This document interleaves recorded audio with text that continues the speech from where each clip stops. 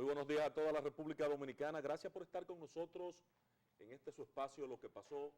Esta es una producción de Domingo Páez, quien en breves instantes estará integrándose a este set.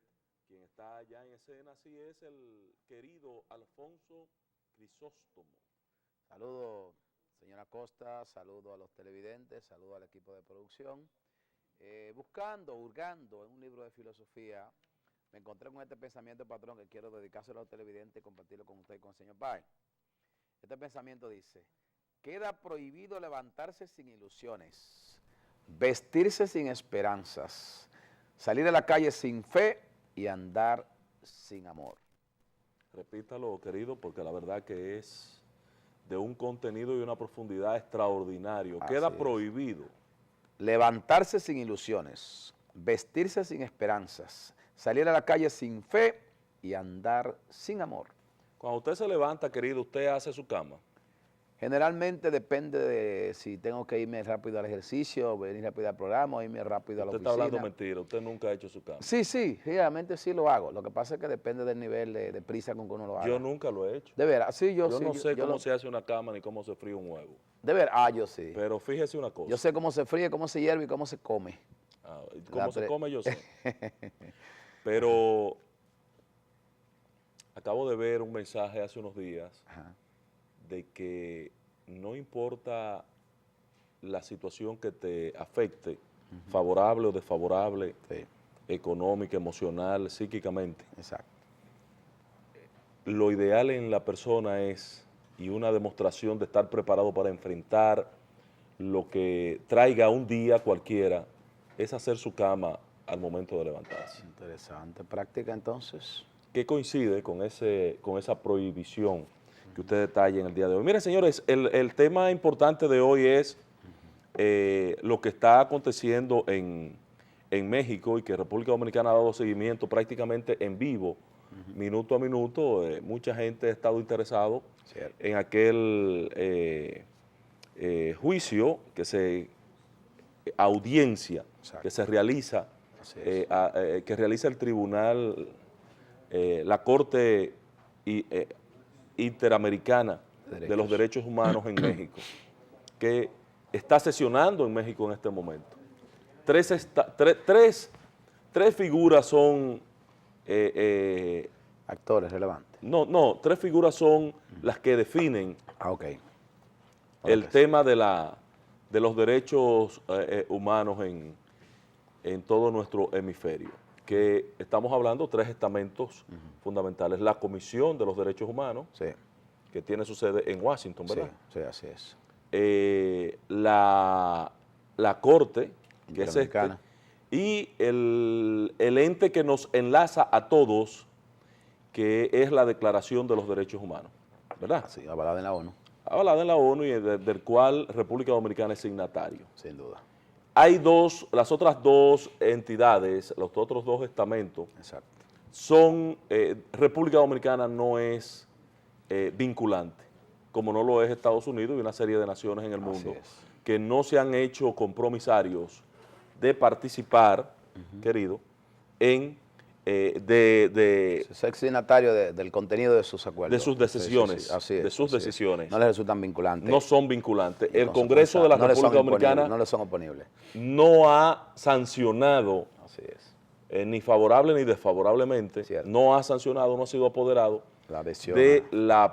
del acuerdo que implique que nosotros seamos signatarios de las decisiones del tribunal o de la Corte o de la Comisión de ninguno de los dos casos. Entonces, ese es un show en México a que no se atreven a hacerse los Estados Unidos, que repatria y le da patada a todo el mundo para sacarlo de su territorio cuando usted está de manera ilegal. Así es, Ángel. Y quiero llamar la atención, porque quienes han hecho el ejercicio de dar seguimiento a lo que acontece en México, se habrán dado cuenta de las contradicciones que allí se dan en torno a quienes son los demandantes de la República Dominicana. Hay que ver el nivel de contradicciones que allí se dan y los disparates que allí se han estado manifestando. Y los inventos, porque por ejemplo, a un moreno que sale en primera plana en algunos diarios de aquí, cerca de las banderas que representan los países signatarios de ese estamento, que están adheridos. Le pregunta a uno de los magistrados, ¿y cuando lo deportaron usted tenía cédula? Dice, sí. ¿Y tenía de nacimiento? Dice, sí. Pero no ve al magistrado que le dice, pero por favor muéstreme ese documento que usted tenía antes de... O sea, el magistrado se conforma con la simple respuesta del tipo. Después, nuestra amiga Alicia Ortega, que no sé qué acuerdo tiene con esa corte, o si es porque es inmigrante que tiene esa línea, ella pasa la declaración del abogado, defensor de varios de los reclamantes o de los accionantes. Pero no hay una sola versión de la que represente al país, de la tesis que sustentan nuestros abogados. No, porque el objetivo... Entonces yo vi la cosa como de un solo lado. Yo entiendo que... Pase la Dominicana, hablando, la pregunta del juez y el abogado argumentando. Yo entiendo que República Dominicana, por no ser signatario, no debe tener abogados allí. Entiendo que no, pero hay un precedente y es que fuimos a determinados litigios en ocasiones. Hay un precedente de que habíamos comparecido, pero la legitimidad de sus decisiones radica en imponérsela y serle oponible a los países signatarios. Que no somos oponibles nosotros. Lo que le quiero decir es que solamente vi versiones de un solo lado en cuanto a este tipo de cosas, pero vi cosas ridículas ahí en el manejo. Muy ridículas, feas. Y es una pena respecto de lo que tú refieres, Alfonso, de los dominicanos por nacimiento, sangre o por adopción, que en el país una serie de gente se haya dedicado a maltratar a la República Dominicana en un ejercicio de traición a la patria. Gente bien tratada, gente bien recibido. Y hasta bien le ha ido económicamente. Y dominicano, porque además, yo la siento a ella una dominicana. Sí, pero óyeme, no puede ser así, que nosotros mismos estemos atentando, dándole la pechuga a quienes son nuestros adversarios, porque no tienen otra cosa que hacer. Cierto. ¿Ustedes saben de qué año son esos casos que se están conociendo ahí en esa corte? Del año 94 y del año 2000. Así es. O sea, que nosotros vamos a durar como 20 o 25 años más oyendo esta chercha sí, señor, de la Corte Interamericana de los Derechos Humanos. Esa chercha va a coger de banquito de pica carne, tiene a la República Dominicana y va a durar 20 años en esa mojiganga. Y entonces aquí un grupo de gente haciéndole coro a esa situación. Lo grande es, patrón, que quizás a menos de 200 millas de donde está establecida esa corte en México, tienen a inmigrantes en asedio constante, migración de Estados Unidos. La gente mexicana, lo mismo de ellos. No, y que lo agarran cruzando la frontera y es a patá que le caen para y le pagan salarios miserables. Y duermen a veces en vagones y duermen en trailers y otra cosa. Ahí mismo, a la espalda de ellos, pero ahí no hay espacio para un juicio porque es contra los gringos ojos azules, poderosos, que dominan estamentos más grandes que ellos en materia de derechos humanos, como es la ONU, entre otras cosas. Eso tenemos que observarlo. Para los malos dominicanos que están haciendo, como usted dice, el coro, el juego y servirle de aval a ese tipo de cosas. O ver, querido, cómo autoridades de migración, de migración no, guardacosta, de la Marina. De la Marina de Estados Unidos en Puerto Rico, que antes de llegar a las costas puertorriqueñas, agarraron a 60, 70 haitianos. ¿Ustedes saben qué hicieron con ellos? No lo dejaron pisar tierra, ni lo llevaron para hacerle un proceso de deportación. De migración interno para deportarlo. Para legalizar. Para deportarlo de nuevo y que la justicia conociera. Sí, por eso digo. ¿Ustedes saben qué hicieron con ellos? Ahí mismo con todo y lancha y con todo y barco. Para atrás y los hondearon ahí en la playa haitiana. Y sálvese quien pueda. Como perro. Oye bien. Sí, sálvese quien pueda. Como perro lo tiraron allá. No vienen para acá. Entonces, a que usted no ve un juicio contra las autoridades puertorriqueñas, por ejemplo, que los haitianos lo sometan. No, hombre, no. Dice nuestra amiga y admirada politóloga Rosario Espinal, que hay varias falacias que como mitos en el tema de migración, y que una de ellas es el financiamiento a las ONG que inciden en la República Dominicana y que son las protagonistas de de este caso que se está dando, este show que se está dando en México. ¿Y lo del mito, cómo mire, doña, lo sustenta ella, del mito? Rosario, Usted usted lo sabe, no tengo que yo hacer confesiones, que yo soy un admirador suyo. Ahora, el financiamiento es la razón de ser de muchas de estas entidades. No es la defensa de los haitianos, ni el tratamiento humano, ni las convicciones, ni los valores. Ni ideología, ni nada que se parezca. No es nada de eso, es el financiamiento. Que desde que esta chercha se acabe, esas entidades van a desaparecer y usted lo verá. Es un asunto de tiempo y lo vamos a esperar, porque no hay prisa tampoco en este asunto. Yo me siento apenado porque la verdad que abordar este tema y entrar en contradicciones con gente que uno aprecia, porque la verdad que la cantidad de cosas que uno oye día a día para manipular el tema es vergonzoso en la República Dominicana. Yo escuchaba a la señora que ahora es la vocera o jefa de Participación Ciudadana con una tesis que yo decía, pero la señora tiene que haber nacido o en Haití o en Canadá o en Francia o en Estados Unidos. No parece una dominicana. Y yo no creo que la palabra mito, doña Rosario Espinal, con el cariño que le tengo y el respeto que le profesa Ángel, que yo también le profeso, con mitos no se pagan locales en lugares céntricos que valen mucho cuarto. Con mitos no se mantiene un personal de 10 o 20 personas operando en los temas que a ellos les dé la gana o que les trace la USAID. Con mitos no se mantiene unas elecciones periódicas y un deseo de ser protagonista y de ser jefe de Participación Ciudadana. Eso es con finanzas, Así que la palabra mito no creo que tenga espacio en ese predicamento que usted plantea, sino es una realidad.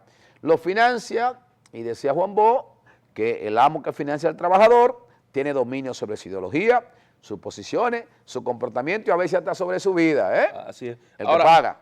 Ahora, en el caso de Danilo Medina, yo quiero hacer un llamado en este punto, porque Danilo ha confirmado ayer en Cotuí, en una visita que hiciera a la Barrigón, de que él pidió excusas a los haitianos por el drama humano que le afecta y a los que están vinculados a la Junta Central Electoral y la sentencia del tribunal.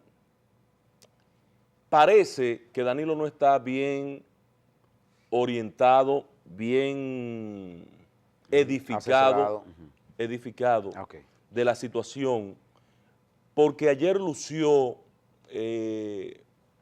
mal al tratar y abordar el tema. Yo no lo creía hasta que no lo vi, de su propia expresión. Sí, no, tú tienes que verlo, porque no... No, yo lo vi. Yo digo que no lo creía en la tarde hasta que no lo vi. Lució muy mal. Machena para ver si era verdad que lució mal. Sí. Y en este manejo, el presidente que confirmó la versión que dieron el Centro Bonoy y el grupo que visitó a Palacio el día anterior, yo me siento preocupado porque él no está claro. No existe el elemento de retroactividad en la aplicación de la ley. No existe. Y le voy a decir por qué no existe. Primero, porque nuestra Constitución es clara en materia de la nacionalidad y lean el artículo 18 en extenso. Exacto. O el numeral 2 simplemente del artículo 18. Léanlo y se van a dar cuenta que nuestra Constitución es bastante clara. Pero la anterior también. No hay diferencia en ese aspecto. Lo único nuevo que tiene la Constitución para quienes llevan este caso y lean el texto anterior es que clarifica el tema del tránsito, querido. Es más profunda. Es lo único nuevo. Después es el mismo texto de la Constitución anterior. Y de la anterior a la anterior. Y de la anterior a la anterior, exactamente. Entonces, es el mismo texto, solo que desde el año 29 es el tema del tránsito, había una contradicción. En algunos países se aplica que el tránsito son 10 días, en otros que son 8, en otros que son 20, y aquí no tenía definición. Cierto. Se podía pasar la vida entera en tránsito en República Dominicana. Por eso se llama jurisprudencia de principio esa decisión que está planteando. Exactamente. Y esta Constitución puso definición a los fines. Roberto Rosario, anoche en una comparecencia en un programa televisivo, decía, y traía 3 actas que parecía una curiosidad, pero fue un gesto muy sabio de él. La de Bosch, el acta, la de Balaguer y la de Peña. Y dice, Bosch nace en el 9, Balaguer nace en el 7, y Peña en el 39, ninguno de los tres se verían perjudicados por lo que usted decía ahorita, Claro. de que la retroactividad no está establecida como un mandato en esa situación. Está perjudicado porque las tres constituciones que plantean la forma de adquirir la nacionalidad de manera coherente son 49, 66 y 2010. No vincula para nada el que nació en el 39, ni en el 20, ni en el 7, ni en el 9. Pero además no eran indocumentados sus padres. Además, porque Peña aparece declarado por 2 dominicanos como hijo legítimo de ambos. Es hijo de un Exacto. vientre. Solamente la condición de vientre de la madre Sí. le da la nacionalidad al doctor José Francisco Peña Gómez. Es un abuso de los juristas. Y de algunos populistas también. Juristas y algunos teóricos, populistas. vedetistas, bueno. expositores que yo no sé, no pueden ver un micrófono y no pueden ver una cámara. Juristas que tienen un vedetismo penal permanentemente, que a veces entran en contradicción consigo mismo. Sí, se dan esos casos. No es verdad que del 29 para acá, todo el que es hijo de un migrante o de un inmigrante es pasible de una investigación en torno a este tema. No es posible. Es un extremo. No es posible. Es un extremo para desnaturalizar la esencia de la sentencia. Ahora, ¿qué sí se tiene que investigar? Si aquí hay gente, hijo, del 29 para acá, de personas no documentadas, que sus padres no tienen documento, que es el caso en mayoría de los haitianos y de otras nacionalidades la minoría, pero es el caso en discusión. No es verdad que ni el señor Rey Guevara, que ni Curi, ni ninguna de esta gente que se está mencionando, no, ni Curi, no el abogado, Julio. El jurista, Jotin Curi. Son ilegales en el país porque son hijos. Esa gente vino con documentación a la República Dominicana. Los que tienen problemas y a los que está tratando de resolverse el problema es a quienes no tienen documento. Así es. Entonces yo creo que esto debe quedar bastante claro. Sí, patrón. Y República Dominicana tiene que definir, para dejar esta chercha y este show que está viviendo, por ejemplo, somos el centro del espectáculo en México, si somos o no somos miembros de esa Corte Interamericana de los Derechos Humanos. Y si nos es o no nos es oponible las decisiones que emanen de allí. Ahora, el tema migratorio en cualquier parte de un patrón es tan complejo que Obama se pasó el primer periodo Entero. y ya lleva parte del segundo y no ha podido meterle el pico, como decimos en el Cibao, al problema migratorio desde el punto de vista administrativo, porque ni se diga desde el punto de vista legislativo, porque todavía en el Senado no hay nada claro, ni en la Cámara de Representantes. No se ve un futuro. ¿Me entendió? Entonces eso es complejísimo, complejísimo. Cualquier país que vaya definiendo, especificando normas, interpretando articulados constitucionales, hay que elogiarlo y hay que alabarlo. Dominicanos y dominicanas, buenos, sanos y patriotas, no populistas, no liberales de nuevo cuño, defendamos el texto constitucional y independientemente del gesto humano del presidente de pedir excusa, los haitianos nunca han sacado tiempo para mandar una nota de excusa sobre ninguna de las bellaquerías que han cometido contra nosotros. Nunca han sacado tiempo para pedir excusa, ni siquiera cuando el atentado de Leonel Fernández, allí. Entonces, vamos a tratar de ser un poquitito también responsables con las actitudes que tomemos en este país.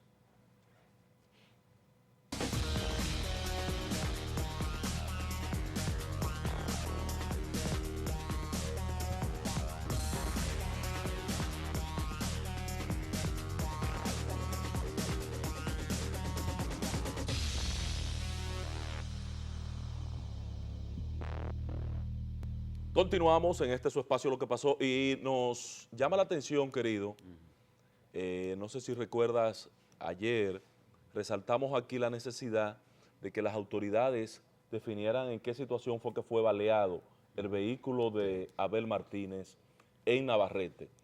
Bueno, el jefe de la policía está diciendo que fue un grupo de vándalos, que de manera parece que... La tesis más socorrida era eso. Sí, una tesis, exactamente. La más socorrida por la protesta que había allí en Navarrete. Pero lo no, grande es que Abel es un líder en Navarrete. No, exacto, no me gusta... El chofer mío es de allí y sencillamente, ¿qué pasa, Ángel? Que Abel no pierde una en esa jurisdicción. O sea, ha sido un tipo bien querido, ha ayudado a ese pueblo. Otra cosa que yo decía, patrón, si Navarrete fuera un pueblo un tanto liberal, un tanto progresista en términos ideológicos, pues la síndico mía lo ganará 3 veces allá. El Falpo no puede poner un solo regidor en el Ayuntamiento de Navarrete, si me corrige Vlad, un solo regidor. Entonces yo pienso que sí, que esa turbita de bellaco por ahí fue que sí, pero yo no creo, más que un plan dirigido. No, yo ahí entro en contradicción con usted, querido. Ajá.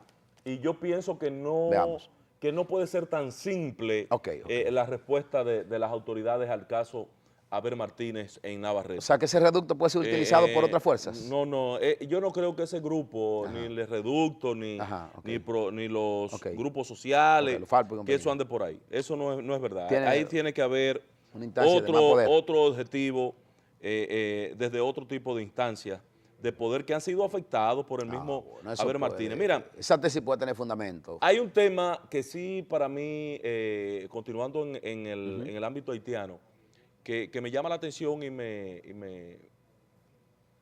es que se organizan actos de protesta de los haitianos sí, protestando en Haití, y ayer hubo hasta la intención de quemar la embajada. Así es que... Si no interviene la MINUSTAH, intervienen las autoridades, se produce una situación complicada en la embajada dominicana en Haití. ¿Por qué están protestando los haitianos si esta gente que está afectada en República Dominicana es dominicano? Como que parece un contrasentido. No tiene explicación.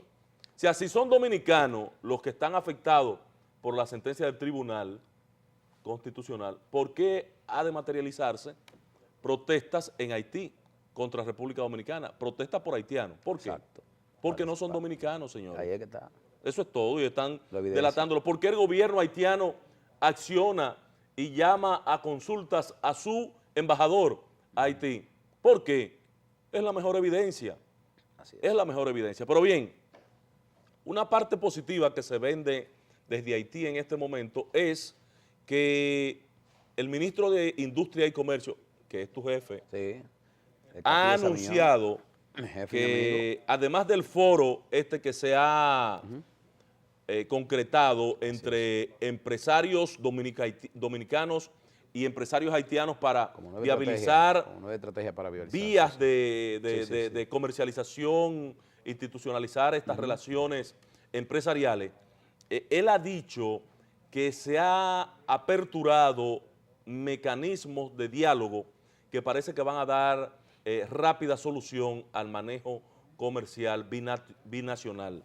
Él declaró que ese comercio bilateral iniciará a funcionar con normalidad en los próximos días. Y para mí esa es una noticia muy positiva de estos acuerdos, de esta aproximación a que están llegando las autoridades dominicanas y haitianas. Patrón, que los buitres haitianos... Escúchame, querido, además del acercamiento bilateral entre los empresarios, que es una parte privada, él ha anunciado que amén de eso, las autoridades ya tienen una formalidad, un acercamiento y un proyecto más o menos aprobado de ambas partes. O sea, como Estado también. Yo pienso que también el ministro se refirió ayer cuando decía que espera que el petróleo siga su línea o en descenso estable después del conflicto de Siria un tanto calmado, para que los descensos en los precios de los combustibles sigan también aplicándose. Que no han sido suficientes, ministro. Pero por lo menos hay señales. Patrón. Castillo Sabiñón, no es suficiente lo que usted ha bajado a los combustibles. Bueno. Si usted, con un simple ejercicio, no hay que ir a Harvard ni ser un exitoso baraonero como usted, nada de eso. Bien. Lo que hay que ver es cuánto costaba el galón de gasolina y el galón de gasoil cuando el barril de petróleo estaba a $100, como está hoy. Aún hay que seguir reajustando. No, tiene que bajarle 6 o 7 pesos esta semana. Sí, esta semana. Para que lo sepa. No ha subido el petróleo, ¿verdad que no? No, todo lo contrario, va bajando. Bien. Entonces, desde el punto de vista de restablecimiento, yo decía que espero que los buitres haitianos que obstaculizaron ese comercio bifronterizo o binacional que existe entre esos dos países, pues sencillamente haya algún nivel de entendimiento, que a quienes están afectando son a las economías dominicanas, pero sobre todo a los consumidores haitianos, a los hijos de su patria, que esos buitres, comerciantes y negociantes sencillamente ponen por encima de todo los intereses de dónde me gano más, no exactamente de dónde les salga más cómodo el comercio con el país más vecino que somos nosotros.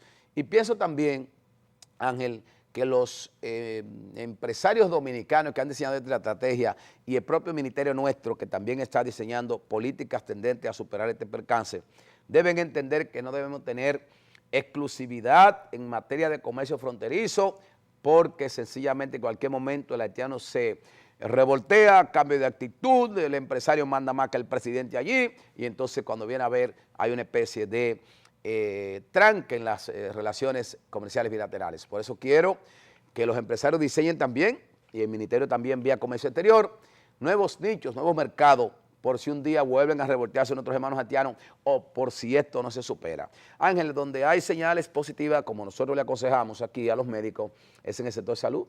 Parece que el ministro Hidalgo y ellos están entendiéndose, pasada la primera etapa de lucha, llegada la calma, colocadas las banderas de la paz, entonces parece que hay señales o aires de entendimiento en materia de discusiones salariales. Parece que Hidalgo, el ministro de Salud Pública, ha logrado convencer, aparte de los sindicatos que organizan a las enfermeras, y que ha logrado convencer al Colegio Médico Dominicano de la intención del presidente Danilo Medina y del gobierno de aperturar un espacio para una mejora salarial que, aunque no llene las expectativas 100% de lo que aspiran los médicos y los gremios de los diferentes sindicatos sí le va a dar un aumento inicial que para completar el 100% podría estar alrededor del año 2016, 2017, pero que de manera escalonada vayan aumentando los salarios para hacer una adecuación. Porque lo que sí es cierto, señores, que las enfermeras no pueden vivir con lo que están ganando, mucho menos que las enfermeras, oigan qué contradicción más patética, más sintomática esta de lo mal que anda nuestro sistema de salud. Las enfermeras responsables de garantizar un ente fundamental en el sistema de salud, cuando cesan en sus funciones y son pensionadas, pierden la cobertura de salud. Oh, desconocía esa novedad. Son los únicos empleados que al momento de ser pensionados no tienen cobertura de salud.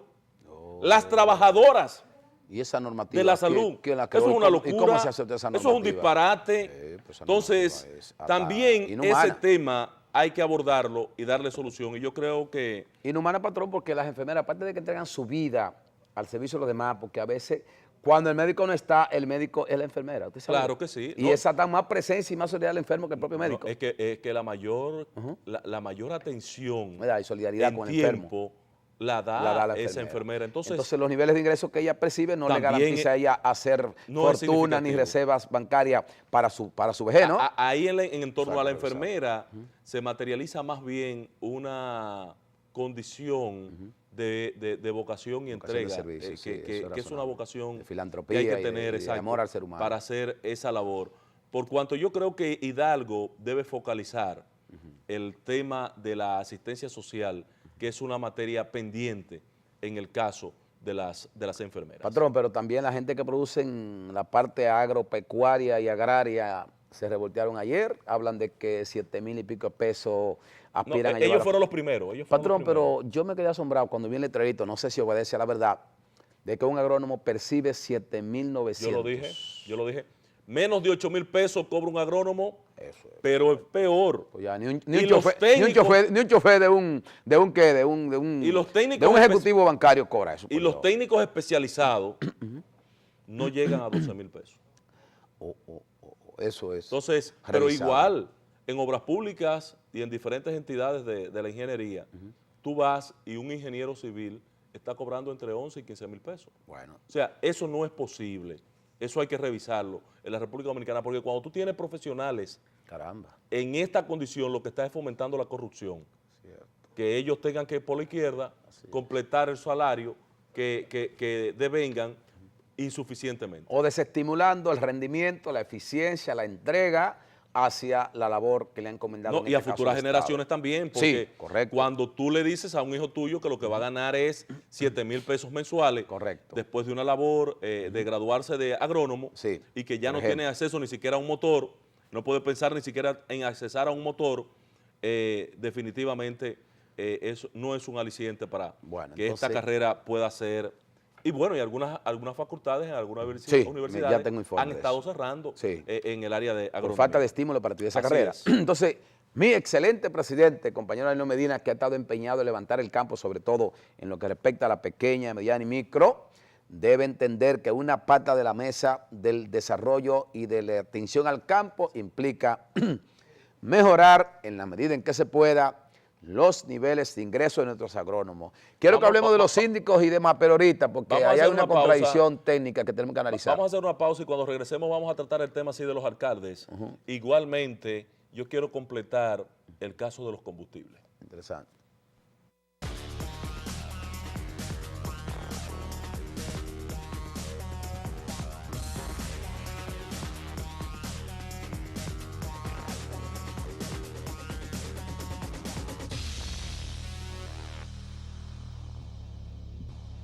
Continuamos en lo que pasó y quiero que antes de que el querido incursione en el tema que ha planteado, recordarle al ministro del Castillo, Sabiñón, a ese ilustre baraonero, que dudo que pueda hacerse con la senaduría de Barahona. Yo tengo la seguridad de que lo logrará. Porque yo apuesto ahí a Peña Rubio. ¿Qué va? Miren, señores,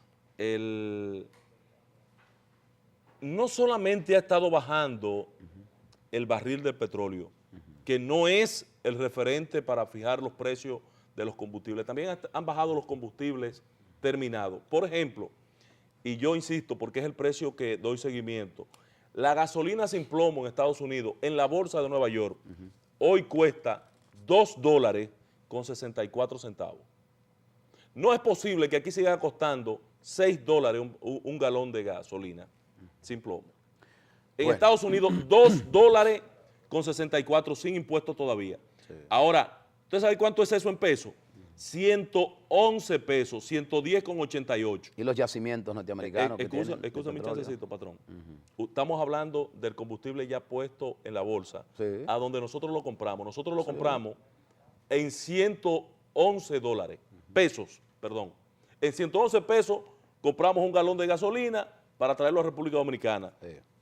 A eso usted le suma el barco, le suma el seguro. El margen de ganancia del intermediario. Eso, para traerlo aquí a República Dominicana, para llegar a puerto, sin ponerle los impuestos dominicanos ni ponerle los adicionales por administración, almacenamiento, transporte en República Dominicana y comercialización. Sin esos impuestos, aquí no puede llegar el galón de gasolina a 115 pesos. Entonces, ¿cómo es posible, querido, que le estén poniendo de impuestos a los combustibles, de gastos adicionales por el manejo en la República Dominicana, un costo superior a lo que cuesta el insumo mismo? Por ejemplo, mientras traer ese galón de gasolina premium a República Dominicana nos sale por menos de 115 pesos, en impuestos le ponen 145.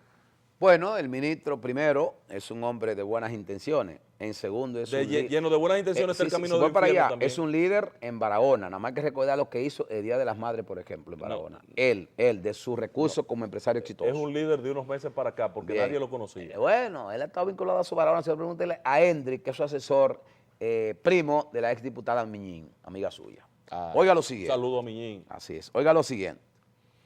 Él está sujeto a una normativa que no la creó él, una normativa que la creó el gobierno de Hipólito Mejía Domínguez y el Congreso del PRD, Ley de Hidrocarburos y su reglamento.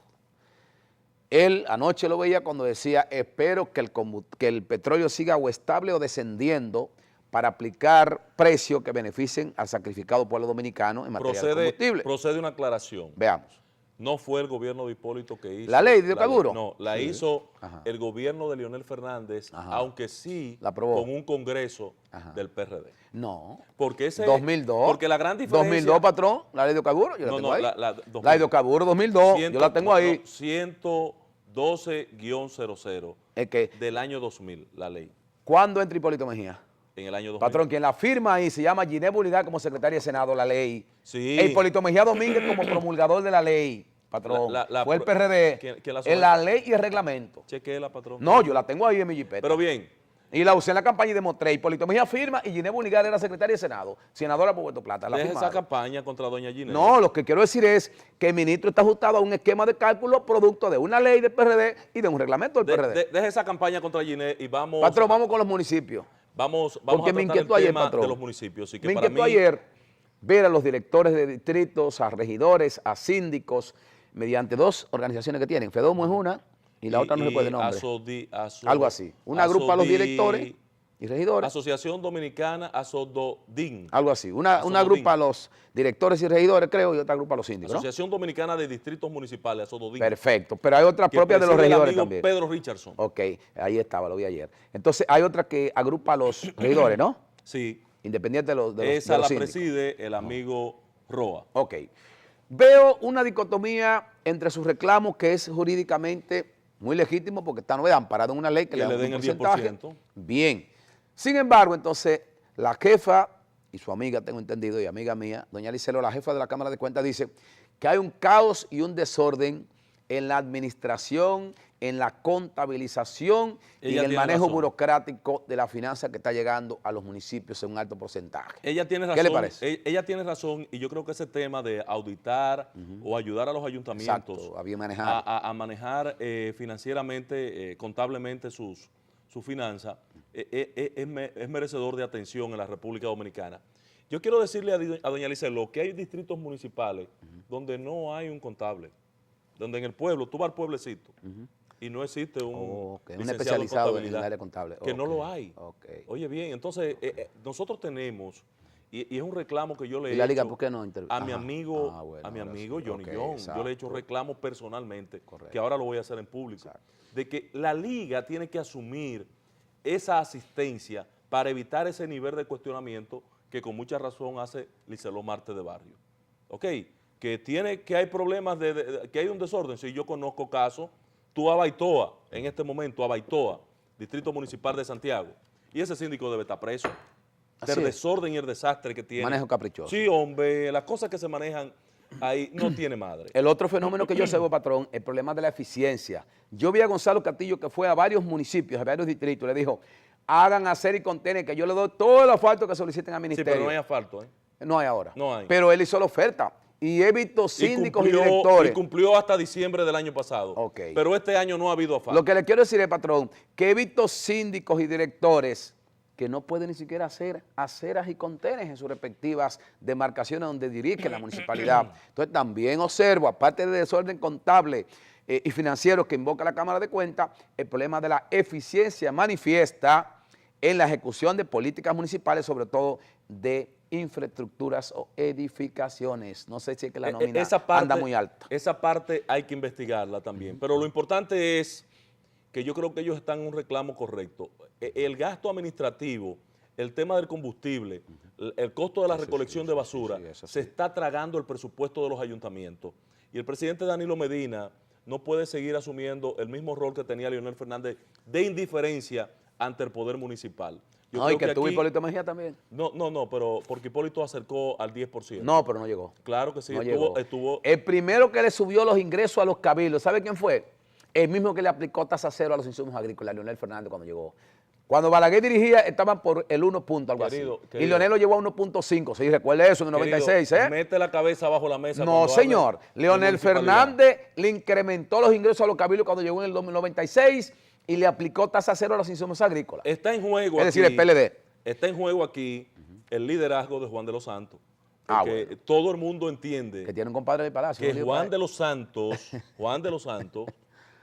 al asumir la presidencia de FEDOMO, iba a reivindicar muchas de las conquistas que han sido malogradas del poder municipal en la República Dominicana. Entonces yo creo que si bien en el presupuesto del año 2013 el presidente autorizó 1.000 millones de pesos adicionales a los municipios, esto se quedó en una muela y que este año debe irse en procura de 2 o 3 mil millones de pesos adicionales para los municipios. Hasta alcanzar el 10. Hasta alcanzar el 10. Vamos a hacer nuestra última pausa porque estamos algo retrasados y de inmediato regresamos para la parte final de este programa.